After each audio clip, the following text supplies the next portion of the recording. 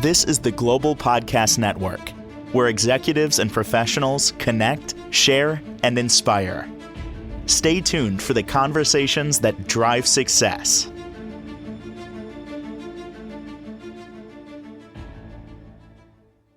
So I know you've heard this word before. The word is therapy. Fortunately, now many of us are very comfortable with saying that we have a therapist. Many times it's all also often viewed as a badge of courage. I'm going to talk to my therapist, catch up with you guys later. Now let's go a couple of layers deeper of different types of therapy. And did you know that there is animal therapy where animals can help people feel better, resolve challenges, and so much more? And there is a wonderful sanctuary where the healing power of animals meets the needs of the community. And we're going to get her back in here, the woman that's behind Scatter Joy Acres, which is in Nebraska. And she's Joy Bartling. She's back on the program with us. How are you doing today? I'm doing wonderful today, Stephen. It's a beautiful sunny day. We got visitors out enjoying the animals, and we're just preparing for a great weekend. So sitting outside today with my lovely canine friends that we might get to meet at some point today. Yes. So those listening will describe whatever comes up because we don't know what's going to happen. There could be, who knows what animal might show up as you're outside there at the Scatter Joy Acres. So how many? I'm trying to remember the number of animals you have. Was it 88? We do. We have around 88, and that fluctuates because, a couple weeks ago, I went down and rescued 27 puppies. So, 88 is usually our standard of animals that are here at Scatterjoy Acres, but sometimes we have some animals that are rescued that come in and stay temporarily. We get them fully vetted and ready for new adoptive homes and wonderful families. I don't know how you do what you do, Joy. Like seriously. So I want to make sure I have this right. So we have a sanctuary for animals. The community can come and see them. Yeah, call it, I don't want to call it a petting zoo, but that's, just a loose, very loose term. Just a zoo type thing. Then you have the therapy. Then you're also taking care of the adoption, taking animals in and working to get them adopted. I mean, over 2 dozen dogs. That alone would be enough work for anybody. Now you have 88 animals and you do everything else. How do you get this all done? Well, I always tell people there's more hours in the day than there always work, right? Nope, it's the other way around. There's always work to be done. But we have a great volunteer base that comes in and helps us to care for these animals, as well as staff that have a passion for what we do here. They love to be here, and the most important thing is everyone here is family. And if you treat people, your workers and everyone like family, they want to hang out. They want to take the time to help care for these animals, as well as we work with individuals that are, interning here. They're looking to do this same type of thing. And what a great experience to get your feet wet, your hands dirty, and get to experience what it's like when these dogs come in. And, some of them have been starved to death and they don't come in the best conditions. And we've had some that have come in with broken femurs, and you got to figure out, got to raise funds to get the surgery done so these animals have a chance at life. No different than we would do for humans. We have to give them the chance. They didn't ask to be thrown on the streets. Wow. You said the word and I was going to get to it out of curiosity, funding. So that's one situation, raising funds for surgery for an animal that's been injured, maybe who knows where it came from. What about the monumental task of taking care of 88 animals? I mean, just the food and feed alone must be pretty high there. How do you do it? We spend a lot of time at the grocery store. So because a lot of these animals have special diets. So it's not just your grains. When people think of farm animals.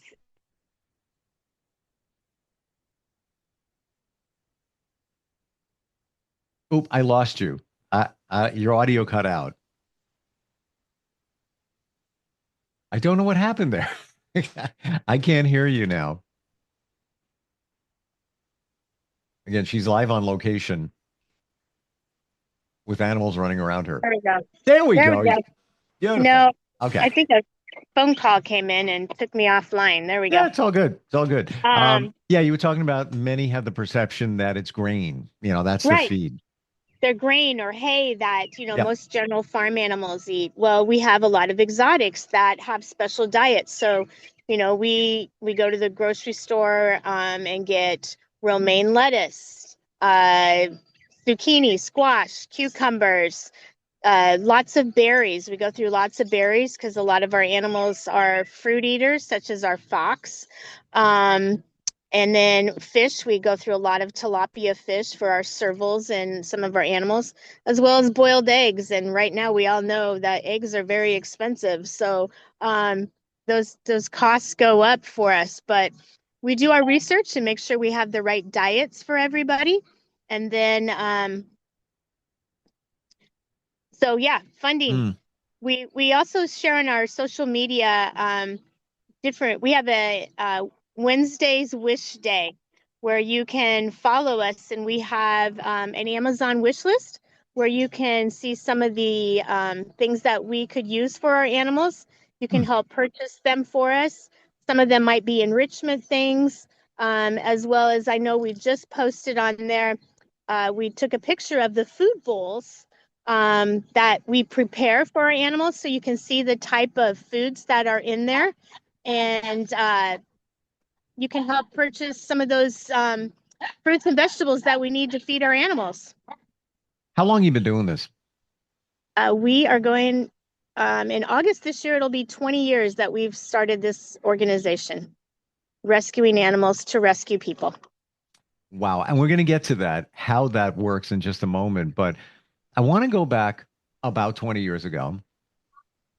And the vision you had then, did it materialize in what you've got going on now? And part two of that question is, where do you want to go next? What's your vision next? So, animals have always been very therapeutic to me. I grew up on a dairy farm, and animals always were a love to me.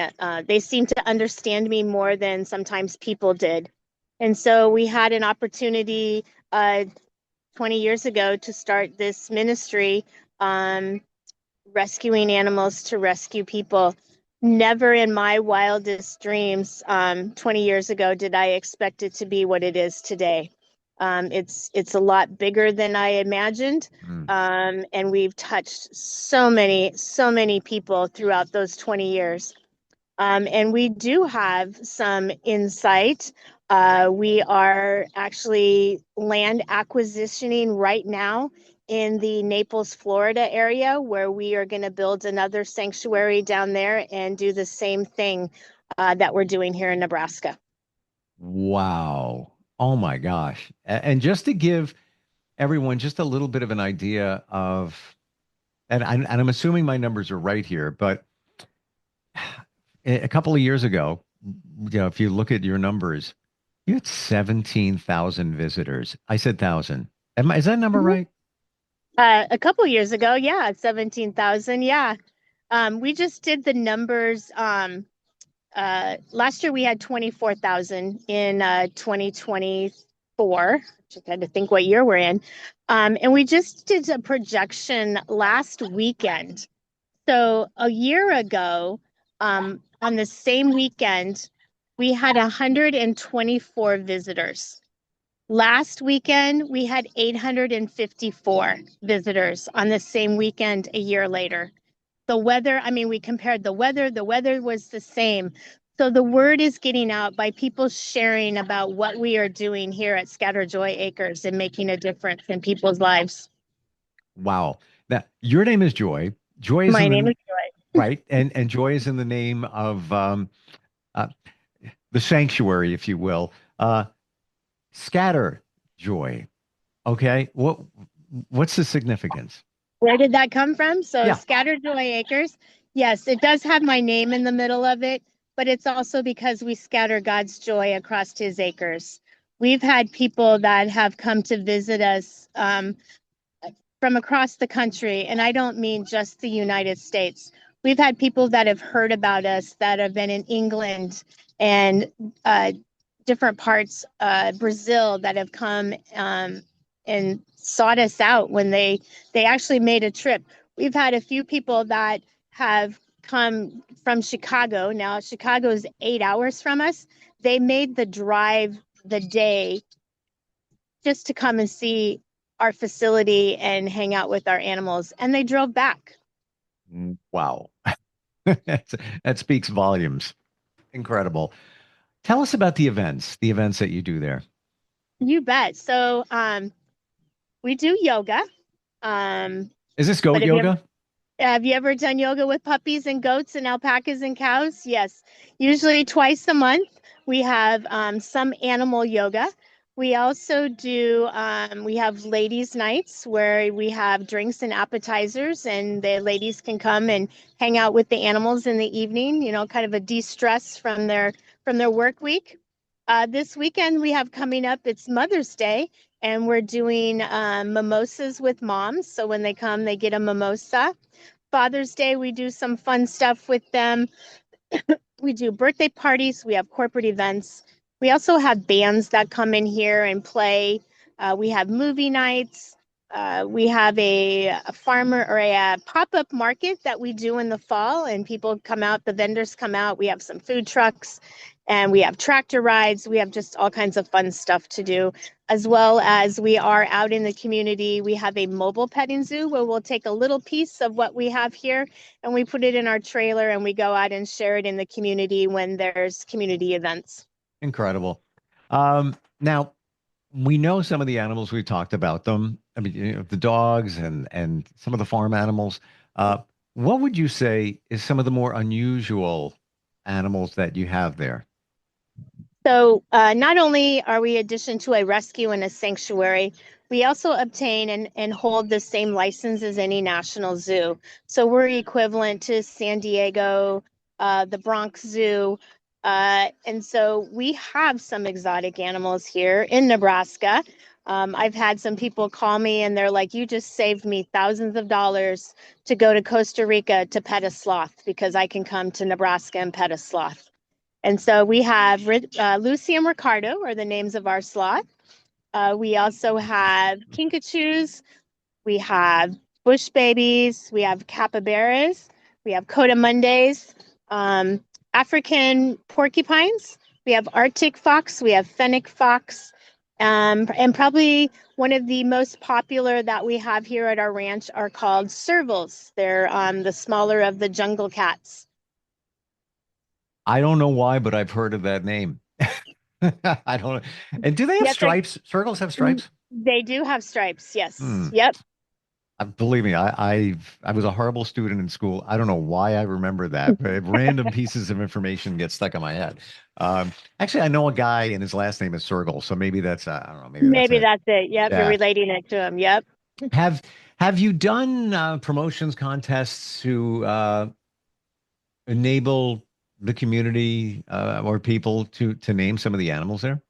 We have, yes, when we have babies that are born, and we did just do a pregnancy test on Nala, our serval, and so we will have some babies that should be born here probably in the next 30 days that we will do a naming contest for them. We also do some fun stuff like I will plan that we're going to go pick up an animal and we'll do a Facebook shout out like, you know, Joy's on the road again. What do you think she's going to get? And whoever may guess, you know, what I'm coming back with, they get a free pass. Or we also do overnight stays at our location where they can come and stay in one of our Airbnb areas that we have here at the ranch. Now, I heard a rumor, I guess, that you also will help with spaying and neutering of animals, cats, and dogs. Is that true? That is true. We do have some funding that we set aside with some of our donors that help do some spay and neuters of people that they kind of get in a bind or life changes, you know, they lose their job or something. But we also know that spaying and neutering is very, very important. There's a lot of population of dogs out there that aren't being well cared for. So we partner with a couple of veterinarians that give us a discounted rate, and we will help fund that for those individuals.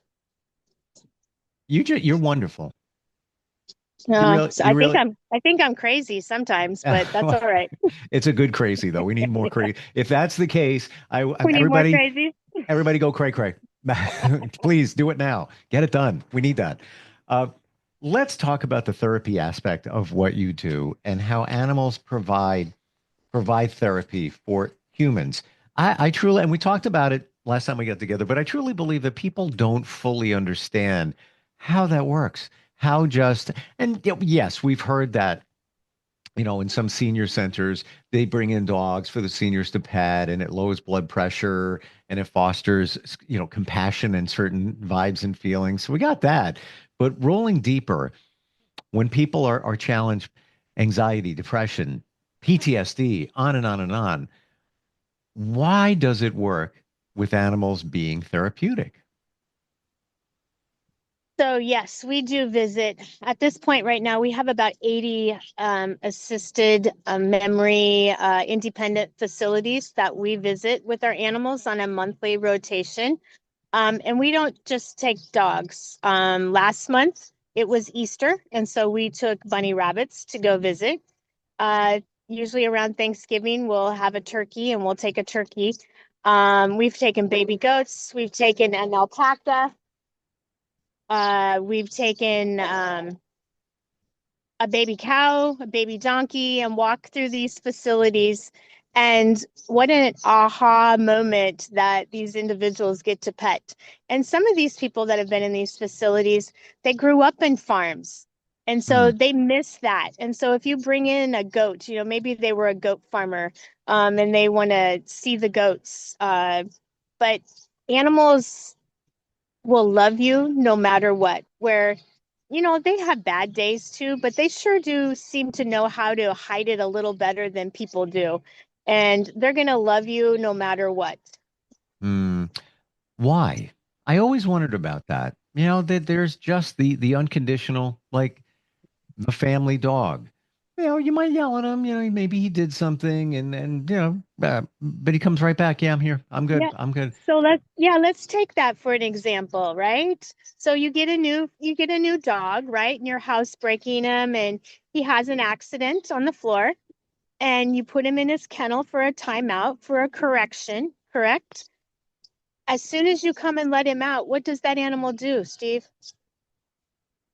Loves you. Comes He up, comes kisses you. he comes right back and loves you no matter what. He doesn't care.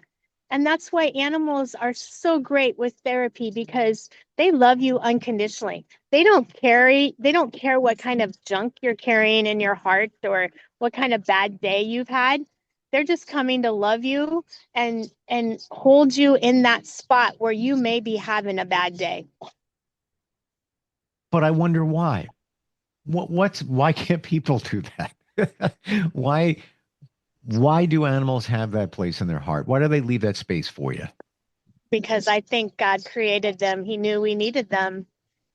I Mm, think I've shared before, in Genesis on this day, he created land animals first, and then he created humans.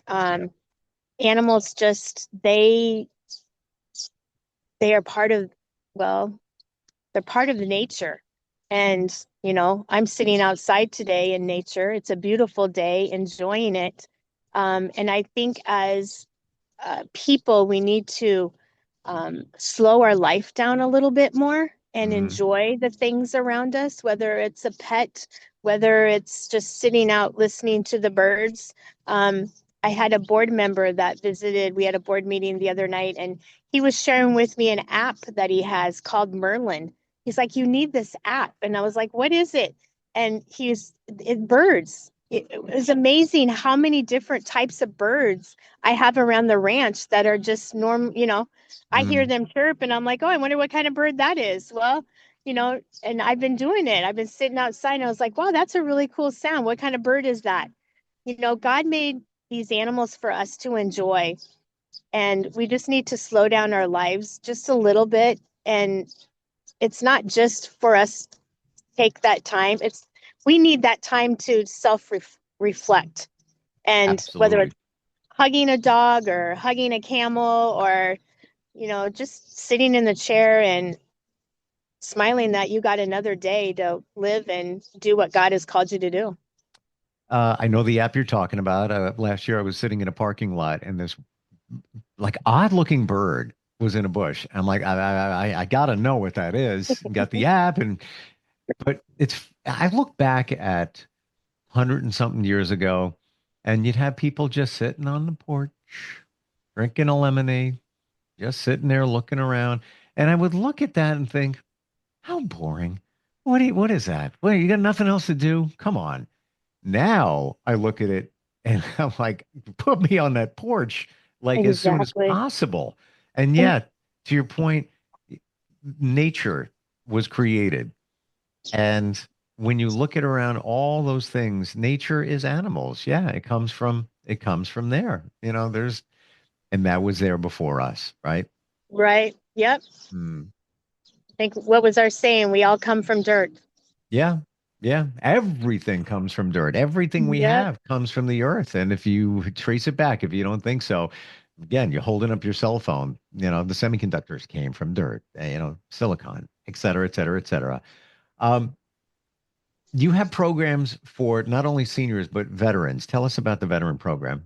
Yep. So we deal with a lot of veterans that have PTSD, these individuals who have served our country and, you know, we don't have the right, when they come out, I don't think we give them what they need to de-stress and deprogram from the things they saw and the things that they did while they were, serving and protecting us. And they all say that, I'm okay because they want to go home. They want to be with their family. But it's a few months later that the things that happen to them start to fester within them. And so we are able to use our equine program. We've also, you'll find this amazing, Steve. We use our bees to do therapy with our veterans as well. They put the bee suits on. They go out with our beekeeper, and as the bees are buzzing around them, they're a lot of those sounds and those things that have happened while they've been at war um, are also going through them. But those bees help them understand that I can control this situation that I'm in right now with the bees.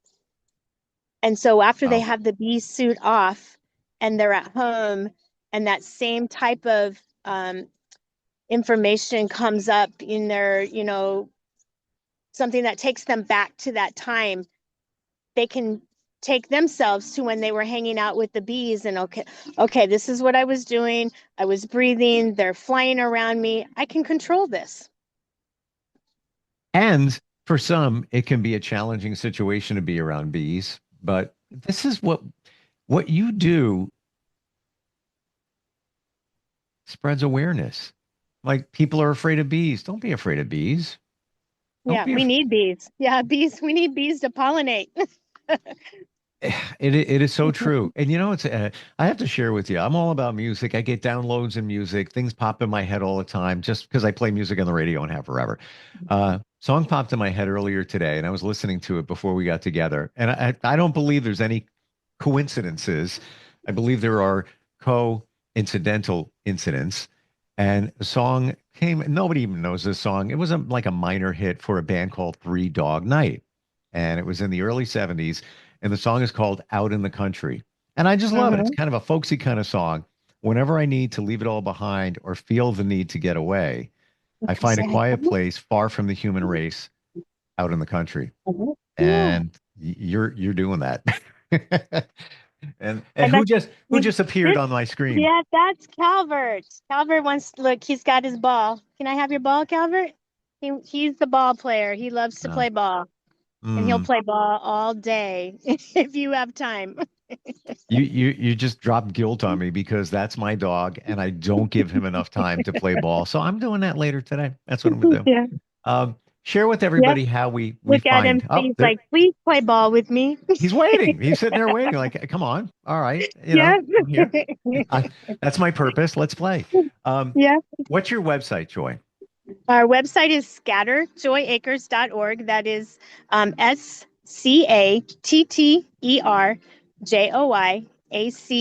SCATTERJOYACRES.org. Lots of information there. Yeah, lots. It's a great website, and thank you for what you do.